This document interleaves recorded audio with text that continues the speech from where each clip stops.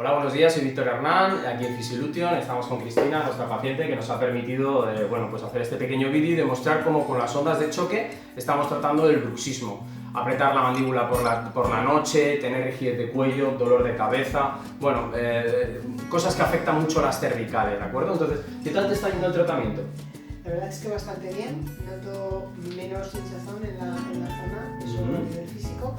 La apertura de la mandíbula es bastante mayor que la que yo tenía y además el dolor de cabeza que tenía en la zona sobre todo del oído y de la Por aquí sien, detrás, sí, ¿vale? La arteria occipital se ha reducido.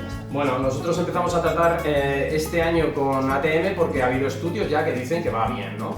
Entonces estamos trabajando, pues os lo quiero mostrar, vente un poquito por aquí. Estamos trabajando, ¿de acuerdo? Vamos a mirar hacia este lado para que veáis que el tratamiento, pues, ¿es doloroso? No. No es doloroso. Duele más cuando metemos la mano y trabajamos puntos gatillo, ¿verdad? Sí, hay zonas que duele un poquito más, pero Pues no es eso.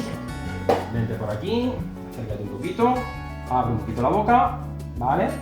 Y lo que hacemos es, como veis, colocar y trabajar con onda de choque. ¿Qué conseguimos con esto? Una relajación muy profunda del machetero, tratamiento de punto gatillo, ¿de acuerdo? Que luego pues también le damos a unos ejercicios que tenemos un vídeo estupendo que os lo vamos a poner en la descripción para que podáis trabajar. Entonces se trata de ir trabajando con onda de choque, ¿vale? Que nos va a oxigenar la zona y vamos a conseguir, después de la primera sesión, que la apertura sea mayor y que la musculatura esté mucho más descargada que trabajándolo con la mano. Por eso estamos trabajando con nuestros pacientes así. Así que muchas gracias, Cristina.